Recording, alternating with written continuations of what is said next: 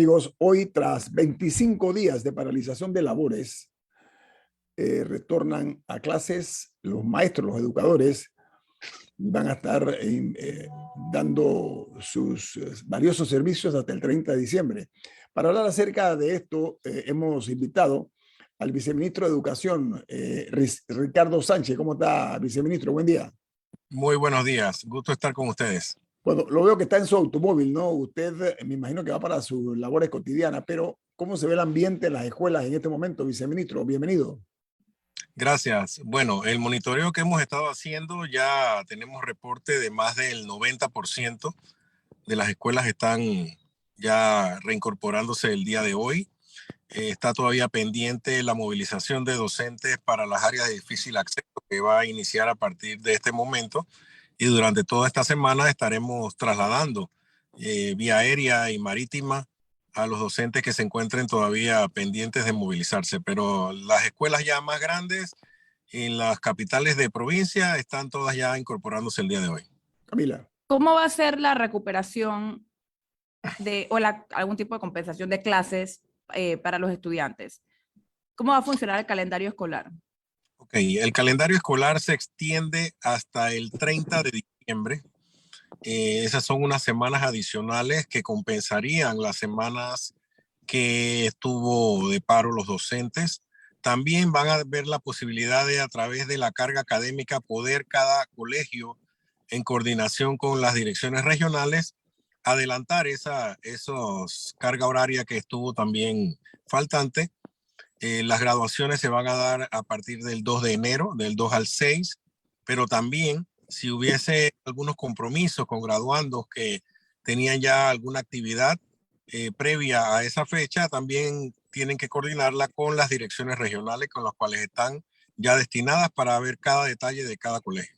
Es que recuerdo haber escuchado, brevemente, recuerdo haber escuchado ayer, cuando estaban leyendo el acuerdo, que se hablaba de la posibilidad de flexibilización, pero ¿eso a qué se refiere?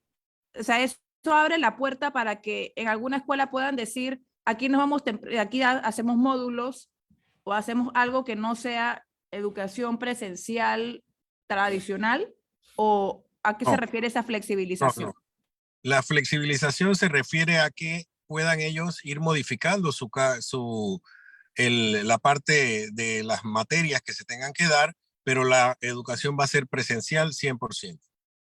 Milton. Señor viceministro, en el desempeño de la negociación del acuerdo hubo muchos halagos a la señora ministra de su rol y de su personalidad, muy bien. Pero vemos que el dirigente magisterial Luis Sánchez todavía está diciendo que ellos no firman el acuerdo. El mismo dirigente que hace un tiempo llegó a un acuerdo con el gobierno y luego rompe el documento frente a las cámaras. ¿Qué impacto tiene la posición del dirigente de AEB, Luis Sánchez, en la normalización de las clases? Bueno, lo que manifestó el dirigente el día de ayer es que él había tenido el compromiso de llevar este acuerdo a sus bases en la mañana de hoy, y luego de eso, entonces ellos levantarían el paro si estuviesen de acuerdo. Todo indica que así va a ser, Dios primero, hay buen ambiente para que se dé. Sin embargo, pues ese es un requisito que él solicitó el día de ayer, que se le diera hasta el día de hoy para él poder discutir el acuerdo con sus bases y levantar el paro. Viceministro, lo relacionado a los acuerdos alcanzados en la mesa única del diálogo que se llevó a cabo en la ciudad de Peronomé, en la provincia de Coclé, ¿cuáles son? Usted participó en esa mesa, me imagino, ¿no? Sí, es correcto, ahí estuve desde el principio. A ver, díganos algunas de las interioridades, cosas que se dieron que nosotros desconocemos para efecto de ilustrar a nuestra audiencia, las cosas para usted que no se conocen, las interioridades, la parte que no salió a la luz pública de estas negociaciones, viceministro. Bueno, tengo que decirte que de los puntos conflictivos, sí hubo bastante tensión en cuanto al tema de la canasta básica, una negociación bastante larga de varios días. El tema de medicamentos también fue algo tenso. Sin embargo, la mesa, el punto de educación, se llevó a cabo con bastante cordialidad. Los gremios manifestaron muy respetuosamente su punto de vista. Nosotros también aceptamos las condiciones, hicimos algunas propuestas, llegamos a acuerdos.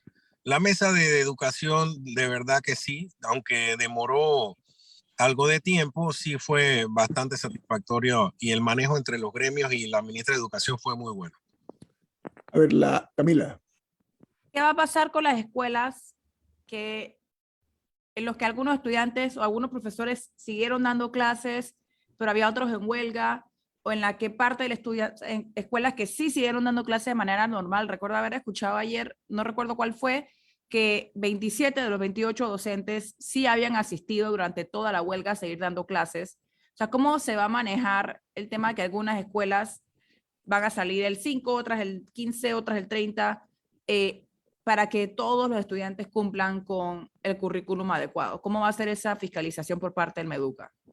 Sí, esa es una muy buena pregunta y precisamente el acuerdo contempla en el artículo 5, y te lo voy a pasar a leer, donde dice que los centros educativos podrán realizar acciones de flexibilización encaminadas a fortalecer la nivelación y recuperación de los aprendizajes a través de ajustes curriculares a los contenidos programáticos y otras acciones encaminadas al logro de los fines educativos. Esto lo que busca es precisamente eso, que los colegios puedan ser flexibles en cuanto a que hay estudiantes que sí tuvieron continuos en su hora de clase junto con sus maestros, y eso pues efectivamente tendrán la oportunidad quizás de salir antes.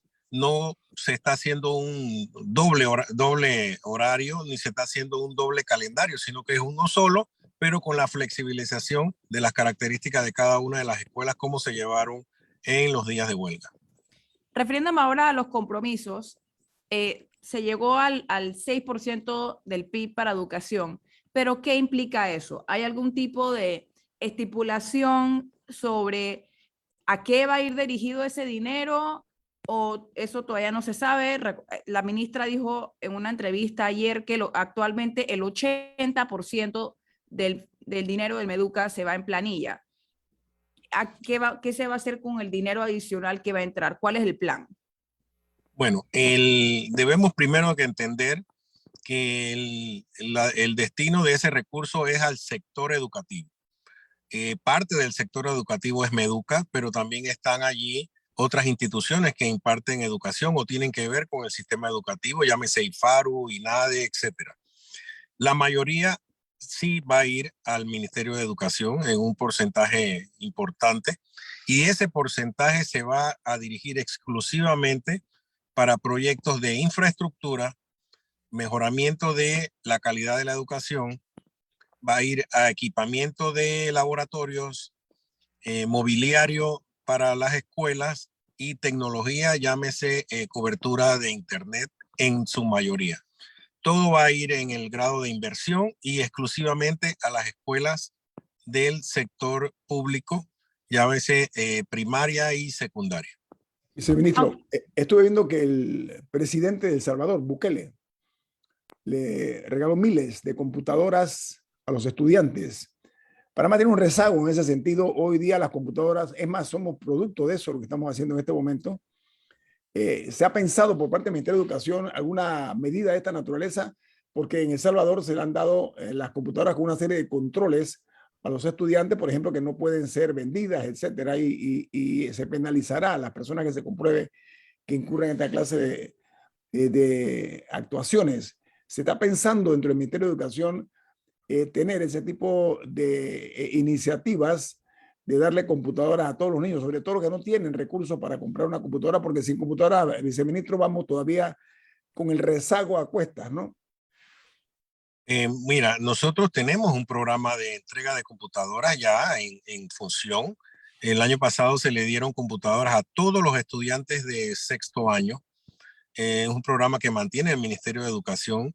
También la Presidencia de la República, a través del programa Transformando Vidas, entrega computadoras en las diferentes áreas, sobre todo a personas de escasos recursos y también a estudiantes sobresalientes. El IFARU también entrega computadoras dentro de sus programas. Así que aquí en Panamá quizás no lo hemos divulgado como se debería hacer, pero el programa aquí en Panamá existe. Pero tiene que ser una medida que no únicamente para los estudiantes de mejor despliegue en las aulas, eso tiene que implicarse a todos, viceministro, no puede ser nada más un segmento de la población estudiantil, ¿no?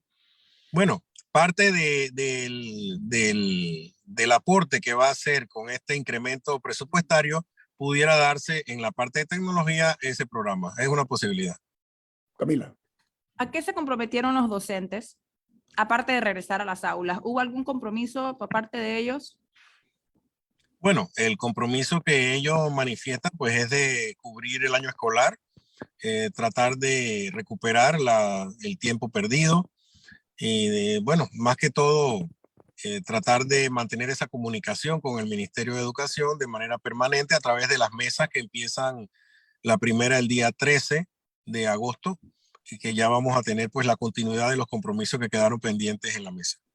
Para las escuelas. Hemos conversado en este programa sobre la fallida reforma educativa de los años 70 y de lo rezagado que está en Panamá, basando su currículum y todo lo demás en lineamientos que lo más probable es que hasta cierto nivel ya están obsoletos. ¿Existe en el futuro cercano, se vislumbra la posibilidad de algún tipo de reforma educativa o reforma curricular integral o solamente nos vamos a dedicar a reparar cielos rasos y poner escritorios y pintar paredes? Bueno, Con todo este movimiento que se dio. Claro que sí, que está en la mesa una propuesta. Eso es un tema de discusión. Ahí entrarían muchos sectores para poder discutirla. Yo creo que las condiciones quizás ya se están dando para eso. No se dio antes por el tema de la pandemia, pero esta transformación que se dio, este movimiento, nos debe llevar a una transformación del sistema educativo. Definitivamente estoy de acuerdo contigo. Oiga, nos va a regalar, viceministro, unos 3 minutos después del corte comercial, por favor. 3, 4 minutos nada más, ¿sí? Listo. Bueno, viene más. Estamos esta mañana conversando con el viceministro de Educación que ha tenido la amabilidad de atendernos. Está en su automóvil, presto a ir a dar sus respectivos servicios. Estamos hablando de Ricardo Sánchez, viceministro de Educación. Viene más aquí en Infoanálisis. Este es un programa para la gente inteligente. Bueno, seguimos platicando con el viceministro de Educación que ha tenido la cortesía de atender nuestra invitación para hablarles a ustedes acerca de lo que es o lo que representa el reinicio de clases después de 25 días de paralización de labores. Estamos hablando con el viceministro Ricardo Sánchez. Viceministro, hablemos de lo que es el segundo trimestre, que va del 2 de agosto al 7 de octubre. Estamos hablando de, ¿qué? De 10 semanas más o menos. Y el tercero es del 10 de octubre al 30 de diciembre, que serían 12 semanas. Pero estoy viendo que los días cívicos, como el ejemplo, el 2 de noviembre, después vienen días libres como el 3, 4 de noviembre, el 10 de noviembre, 28 de noviembre, 8 de diciembre, el 26 de enero, porque es el día siguiente de las Navidades. También el 2 de enero, el día siguiente que es libre pues después de la celebración de Año Nuevo. ¿Qué se va a hacer? Ahí se pierden varios días importantes. ¿Cómo vamos a hacer para fortalecer esta ausencia de educación, viceministro? Bueno, es un reto que tienen y al cual se comprometieron los docentes en el acuerdo de poder cubrir esa parte. Ellos están conscientes y consideran que sí se va a poder avanzar en esa parte y nosotros vamos a estar pendientes a través de los supervisores y directores regionales de que se cumpla con lo comprometido. Oiga, la ministra, perdón, disculpe, adelante. Quisiera aprovechar para no dejarlo pendiente, porque parte de los acuerdos también en la mesa fue la flexibilización de los usos del fondo FESE que tienen depositadas las escuelas. Son más de 80 millones de dólares que están depositados en cuentas de los colegios y más de 40 millones de dólares en el fondo agropecuario que no se han estado utilizando. ellos han aducido que ha sido por lo difícil que es el trámite. Así que a través de la Dirección de Contrataciones Públicas vamos a modificar el decreto para hacer más flexible este uso y podamos ir desahogando esos fondos que son importantes, sobre todo para el tema del mantenimiento de las escuelas. A ver, las clases serán ¿Qué son los escalonadas. esos son los... Permiso, Camila. Los maestros que están trabajando en lo que yo denomino el Panamá profundo, allá en las comarcas, en los lugares más alejados de nuestra geografía, ¿cómo se van a movilizar para ganar tiempo, viceministro? Ellos van a ser movilizados a través del SENAN, también a través de vía terrestre y marítima. Ya esa coordinación la está haciendo cada dirección regional y ellos van a tener su horario para el día del viaje. Camila.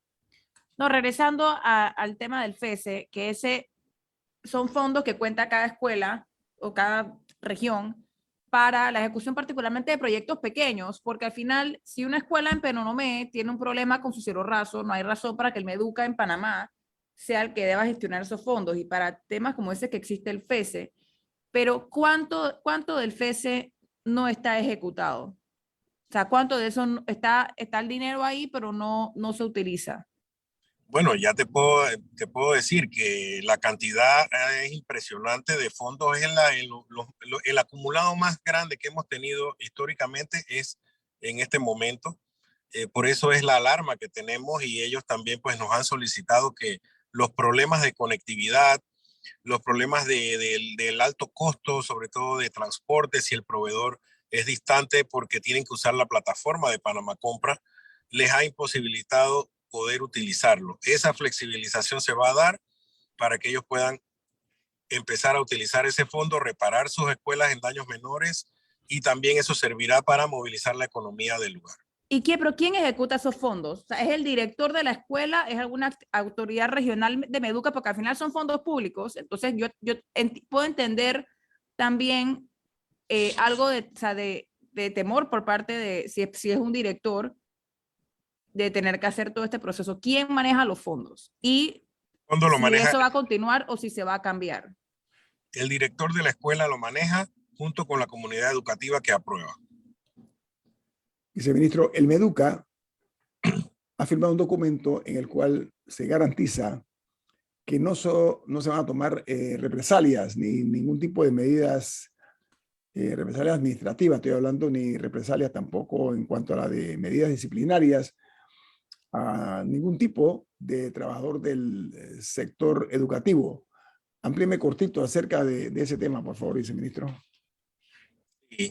Bueno, parte de la solicitud de los docentes fue esa. Nosotros la hemos aceptado.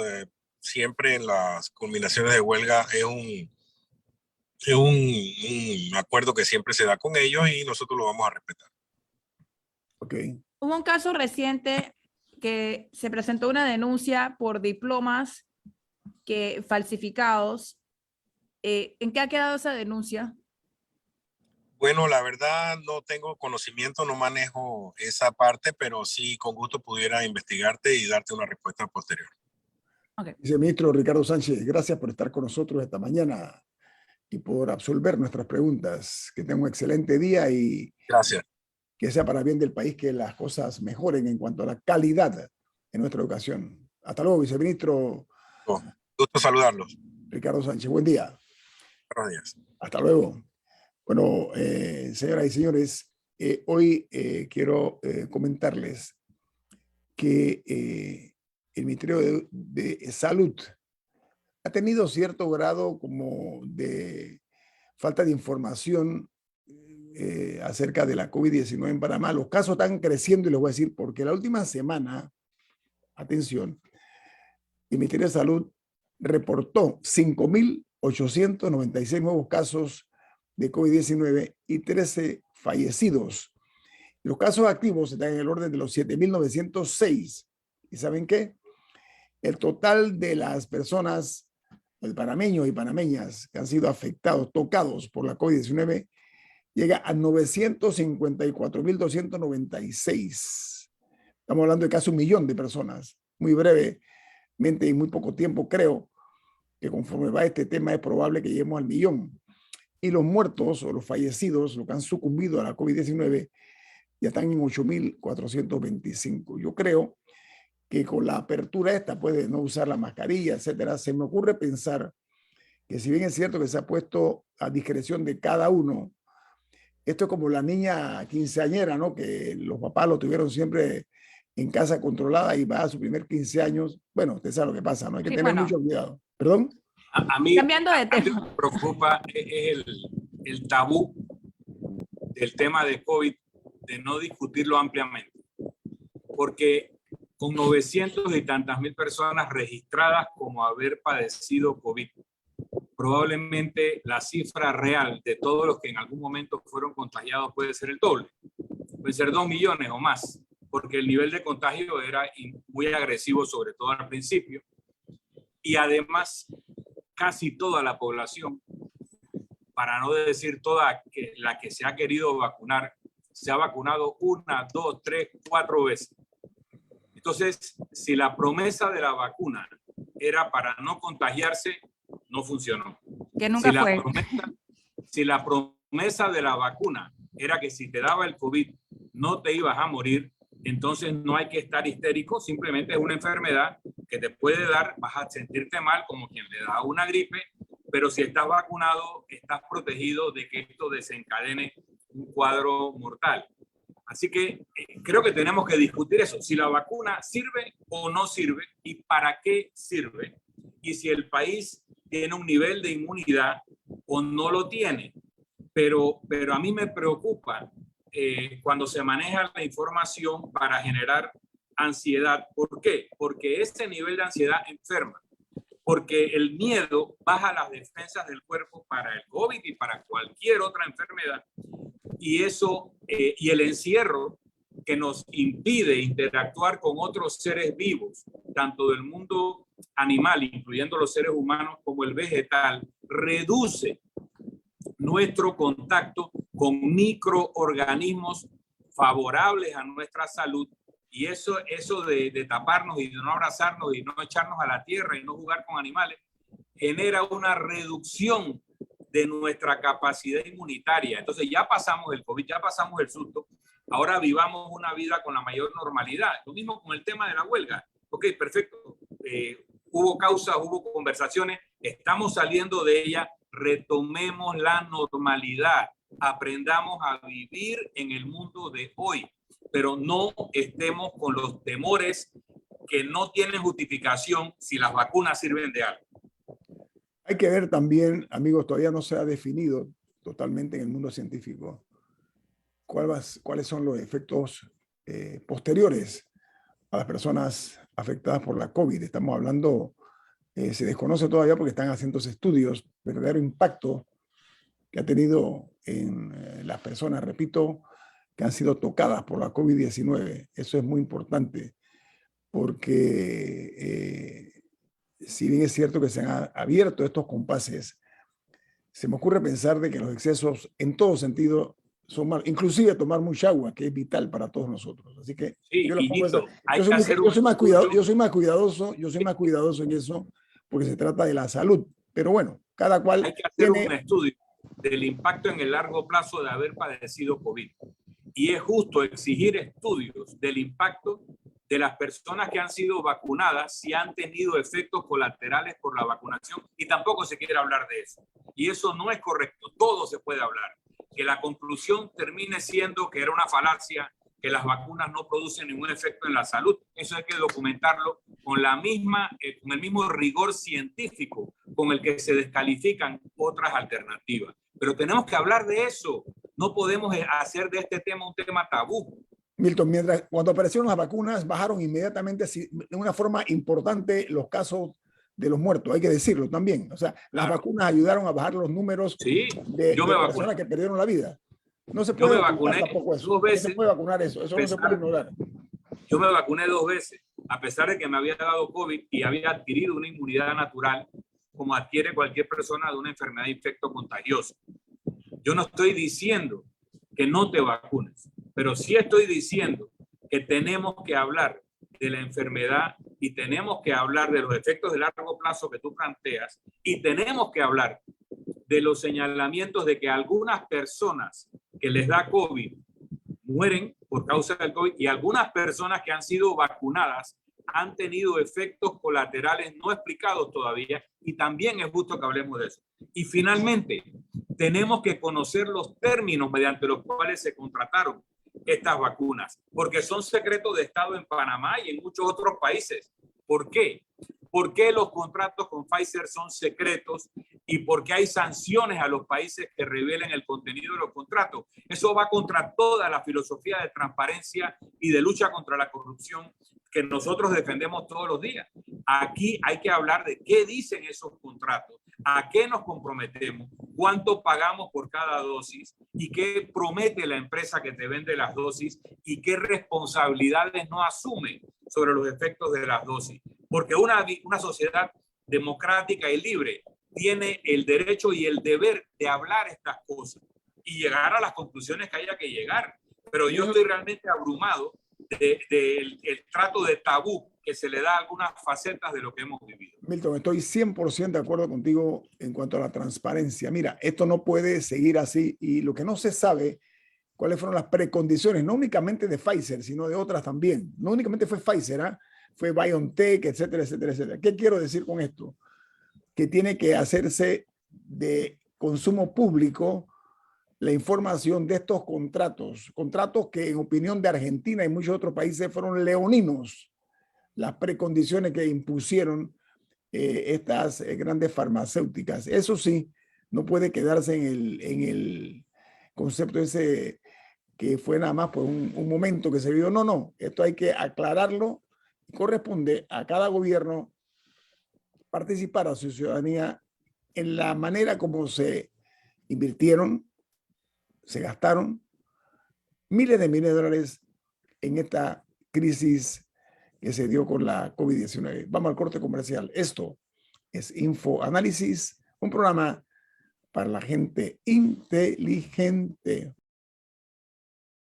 Señoras y señores, el tema de la libre postulación ha dado mucho que hablar y ha preocupado y mucho a cierto sector de la clase política. Es más, muchos que estuvieron medrando en la oscuridad ahora han sacado la cabecita para aspirar a ser candidato por la libre postulación. A ver, el abogado Ernesto Cedeño ha presentado una demanda de inconstitucionalidad ante la Corte Suprema de Justicia, que una norma la norma que permite a los miembros de los partidos políticos participar como candidatos por la libre postulación. Eso lo ha hecho ese activo profesional del derecho, doctor Ernesto Cedeño. Lo cierto aquí es que aquí no se puso en negro sobre blanco la regla del juego bien, porque hay personas que acostumbran a jugar a dos caballos a la vez. Y eso es cuestión de criterio de cada uno, pero no existe la lealtad hacia los partidos políticos. Una opción nada más de lograr objetivos muy puntuales. ¿Saben por qué lo digo?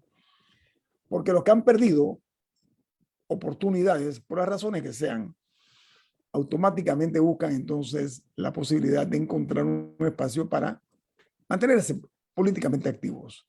Esto se vio no únicamente con políticos de bajo y mediano nivel, lo vimos también en los altos niveles.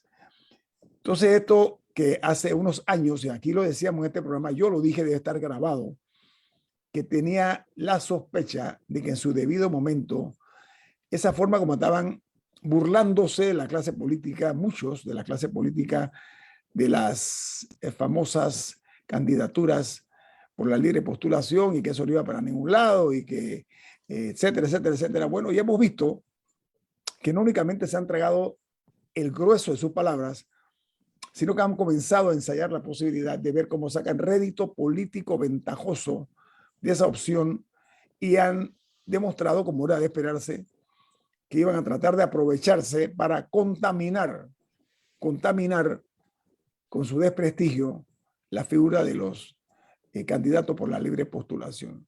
Como es que se dijo en algún momento determinado, la clase política no es manca, no le falta ningún brazo ni ninguna pierna. Entonces, era natural que se diera este tipo de fenómenos. Lo que a mí me preocupa en la desvergüenza que ayer se mofaban de las candidaturas, yo le llamo independiente, porque ese fue el concepto que se manejó originalmente y realmente de la libre postulación.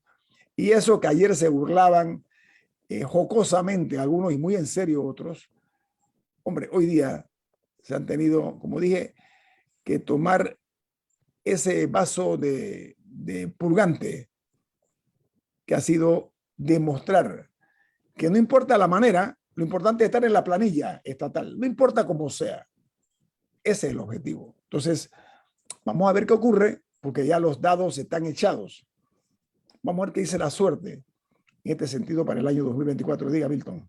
Sí, primero que todo, tengo que decir que yo pienso que tenemos un sistema electoral bizarro, para no decir esquizofrénico, que no corresponde a ningún modelo coherente. Nosotros, primera precisión, que tú has usado muy bien el término, estamos hablando de candidaturas de libre postulación. Sin embargo, muchas veces se utiliza el término independiente, señalando que son candidaturas de personas que no dependen o no están inscritas en un partido político. Sin embargo, la libre postulación, según la ley panameña, no está restringida a no miembros de partidos políticos. Ahora, esa es parte de la maleantería o de la negligencia de que no lo hicieron.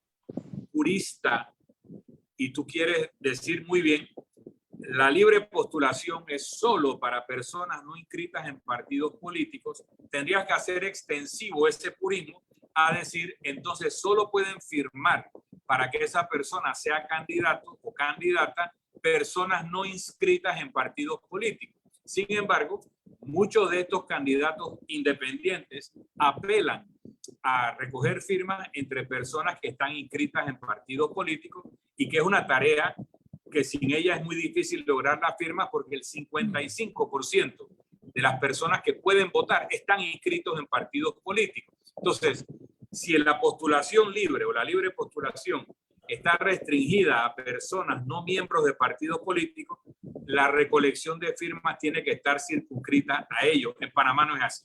Pero aquí hay otro elemento, y lo mencionaba Camila en el cambio. Perdón. Según la ley panameña, un miembro de partido político puede ser candidato por la libre postulación o buscar la candidatura por libre postulación y simultáneamente buscar la postulación mediante los mecanismos internos de su partido, entiéndase primarias o congreso. Y si pierde el proceso interno, todavía le quedaría la opción de la primaria, lo cual es un contrasentido porque o vas por la libre postulación o vas por un partido político. E incluso la posibilidad de que una persona que obtuvo la libre postulación luego sea postulada por partidos políticos como una especie de alianza, también es un contrasentido con lo que busca la idea de la libre postulación. Ahora bien, el politólogo Stephen Kotkin hace una crítica muy interesante sobre cómo los procesos de primarias generan polarizaciones en los pueblos, porque en las primarias solamente votan los miembros más motivados de los partidos que tienden a ser los más radicales. Y cuando son primarias partidistas, te produce candidatos polarizadores. Y él propone que para salvar la democracia, regresemos a los modelos de postulación de Congreso solamente, sin primarias, o primarias abiertas. ¿Qué significa? Que se convoca a primarias y cualquier persona puede votar por un candidato de cualquier partido para que sea el candidato de ese partido, aunque el votante no sea miembro del partido. Eso hace que el electorado en primaria va a producir candidatos más moderados porque va a haber voto cruzado. Y en Panamá, que tanto se discute la falta de una segunda vuelta, el modelo de primarias abiertas, en donde el mismo día se hacen todas las primarias de los partidos políticos, produciría un efecto de primera vuelta, porque aquellos que salen en ese proceso entonces van a la elección, que para efectos prácticos se convertiría en una segunda vuelta. Así que tenemos que revisar el modelo político. Lamentablemente tenemos un modelo político esquizofrénico o muy bizarro que no está produciendo una excelente calidad, sino mucho cuestionamiento. En Panamá es lo que se llama la política ficción. ¿Sí? ¿Saben por qué? Porque muchos de los que están en la Asamblea de Diputados perdieron y se beneficiaron con este modelo esclerótico que tenemos nosotros vigente en la República de Panamá. Hablando del cociente, medio cociente, etcétera, etcétera, etcétera. No, pero eso sí es bueno. El problema es que la fórmula está mal hecha, la fórmula... Bueno. Y yo creo, un breve recuento de lo que había mencionado Don Milton, pero un punto importante es también cuando él habla de que tenemos un sistema esquizofrénico, en parte es porque no es producto de un estudio técnico. El Tribunal Electoral no hace el código electoral.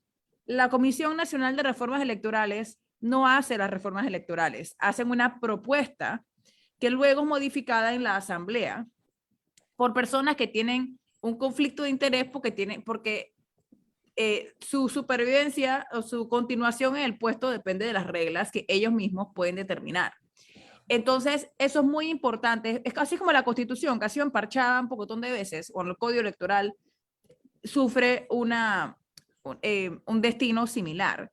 Entonces, pero al final no es, yo creo que parte de los desórdenes que hay es por eso. En el caso del cociente, medio cociente y residuo, lo que salió, la propuesta que salió originalmente no es la que está vigente, porque los diputados sí la modificaron de manera que favorece a los partidos grandes, cuando se supone que ese sistema es para asegurar representación de más partidos. Otro elemento para que entendamos lo poco técnico que es nuestro código electoral, que los magistrados del Tribunal Electoral han presentado desde 2018, por lo menos, proyectos de ley para modificar los circuitos, porque por población, se supone que los circuitos están hechos en base a población, hay ciertos circuitos que deberían estar eligiendo menos diputados y otros que deberían estar eligiendo más. Por ejemplo, la población en áreas como Panamá Norte ha explotado en los últimos años, pero siguen eligiendo la misma cantidad.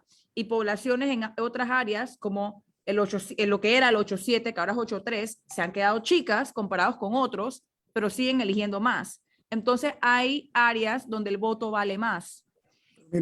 Y los magistrados del Tribunal Electoral han tratado de corregir eso para que sea verdaderamente un modelo matemáticamente coherente y democráticamente coherente. Y los diputados las dos veces lo han eliminado, porque lo pueden hacer.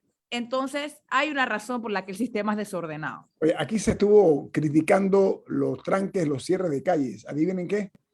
La Asamblea de Diputados ha puesto unas vallas metálicas para que los carros no pasen frente a la Asamblea de Diputados. Ya no únicamente en el área, en el perímetro, sino en la propia calle que da hacia una lateral que hay a la Asamblea de Diputados. Han puesto esta barrera. O sea, esto ya no tiene nombre. El miedo, el temor que tienen de una reacción hostil por parte de las personas que están muy decepcionadas de los excesos que han cometido estos ciudadanos que están dentro de ese edificio que se llama la Asamblea Nacional. Bueno, tenemos que irnos porque viene Álvaro Alvarado con su programa Sin Rodeos.